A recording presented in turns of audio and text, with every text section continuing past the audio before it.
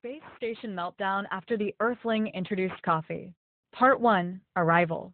The rotating lights of Alpha Phi 7, a massive space station stationed at the edge of the Centauri system, shimmered against the cold vacuum of space. Within its metallic halls, a hive of alien species went about their business. Engineers clacked at terminals, workers floated along in zero-G bays, and diplomats from across the galaxy prepared for another routine day of negotiations and peaceful cohabitation. It had been decades since the unified galactic coalition formed, bringing hundreds of species together in what could best be described as a tenuous harmony. Despite their vast differences in physiology, mentality, and culture, the station had managed to avoid major incidents for almost 10 years. That was about to change. At Docking Bay 12, a small, silver shuttle slowly extended its landing gear. A hiss of pressurized air released, and the docking bridge connected with a gentle thud.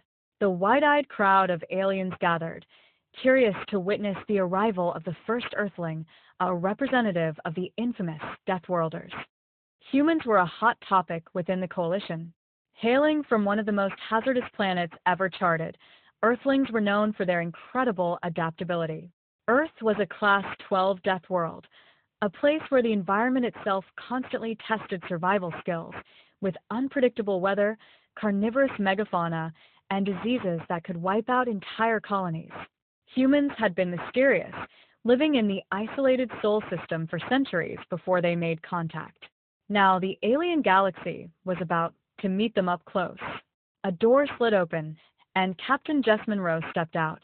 She was wearing a standard-issue coalition uniform, but her casual gait and confident smirk were unmistakably human.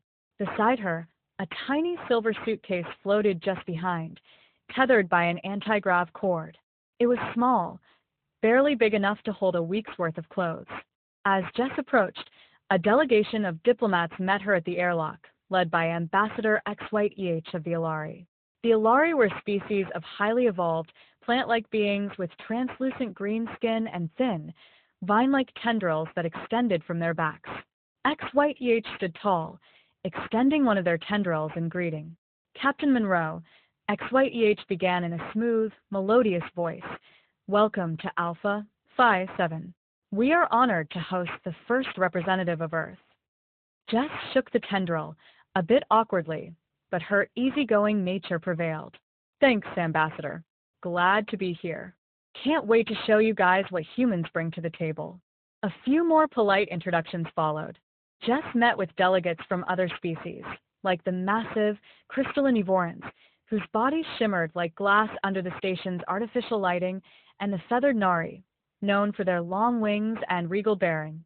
But as the formalities concluded, Jess could feel the tension beneath the surface. It wasn't personal, but the aliens clearly had no idea what to expect from her. They were probably wondering how much damage a human could do in a high-tech space station. She chuckled to herself, knowing that the answer would surprise them. Part 2, A Taste of Home. After settling into her quarters, Jess decided it was time to test the waters. She unzipped her suitcase and pulled out a small metal contraption, a compact coffee maker. Back on Earth, Jess had been an avid coffee enthusiast, and the thought of going even one day without her daily brew was unbearable. She had packed a few bags of ground beans, enough to last her for the entire mission. The first order of business: find a place to plug in the machine. The station's energy grid was compatible with most technologies, so it didn't take long for Jess to get it running. As the machine whirred to life, a rich, dark aroma filled the room. Jess inhaled deeply, savoring the smell. Finally, she whispered, now it feels like home. She poured herself a cup and took a long sip, the caffeine hitting her system like a warm wave of energy. It was perfect, but as Jess sat there enjoying her brew, she couldn't help but wonder, would any of the aliens be curious about coffee? It was just a drink after all, but humans had a peculiar relationship with caffeine. It was both a comfort and a stimulant, capable of jump-starting even the most sluggish of minds. What could it do to species who had never encountered it before? Part 3. First Contact with Coffee. Later that day, Jess found herself in the station's main common area. It was a sprawling atrium with plants, seating areas, and several small cafes catering to the different dietary needs of the aliens on board. Jess, with her coffee cup in hand, decided to sit at one of the tables near the center of the room. As she sipped, several aliens glanced in her direction, curious about the strong, unfamiliar aroma that wafted through the air. Eventually, a Nari, a tall, elegant creature with bright blue feathers, approached her table. "Pardon me, Earthling," the Nari said, voice soft and lilting. "What is that scent?" Jess smiled. "It's called coffee, a drink from my home planet. Want to try some?" The Nari hesitated, eyes flickering with uncertainty. "We do not normally consume liquids from other species, but the scent is intriguing." Jess poured a small amount into an extra cup and handed it over. "Go on, give it a sip. It won't bite." The Nari took the cup and gingerly brought it to their beak-like mouth. They sipped. Suddenly, the Nari's wings flared out in shock. Their eyes dilated, and they stumbled back a step, feathers rippling. "By the stars! What is this sensation?" Jess stifled a laugh. "It's just caffeine. Makes you feel more awake." The commotion had attracted the attention of others nearby. Soon, a small group of aliens gathered, each of them asking questions about the mysterious beverage. Jess explained its effects, downplaying the more intense human reactions, like the jitteriness or headaches if you had too much. Before long, several of the braver species had gathered around to try a sip of the human drink. Some, like the Vorans, were unaffected, their crystalline bodies unable to metabolize the liquid. Others, however, had wildly different reactions. Part 4. Station-wide chaos. It started slowly, a few minor hiccups in the station's normally smooth operations. A group of engineers from the Solithan race, a species known for their calm demeanor and slow, deliberate movements, suddenly became hyperactive after sampling the coffee.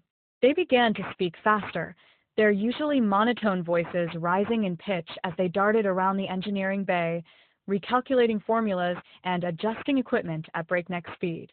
In the medical bay, a healer from the Grathi species, a race with the ability to soothe patients with low-frequency sound waves, accidentally sent several patients into a fit of uncontrollable giggles after they, too, had sampled the coffee and found their vocal harmonics completely thrown off. Meanwhile, in the diplomatic wing, Ambassador XYTH felt a strange, invigorating energy coursing through their vine-like limbs. For the first time in centuries, XYTH was fidgeting, and they didn't like it. The effects of the coffee spread like wildfire. Soon, entire sectors of the station were affected, with species who had never experienced caffeine suddenly finding themselves overwhelmed by its power. Systems began to malfunction as jittery engineers made hurried, careless mistakes. Conversations turned into rapid-fire exchanges as one says.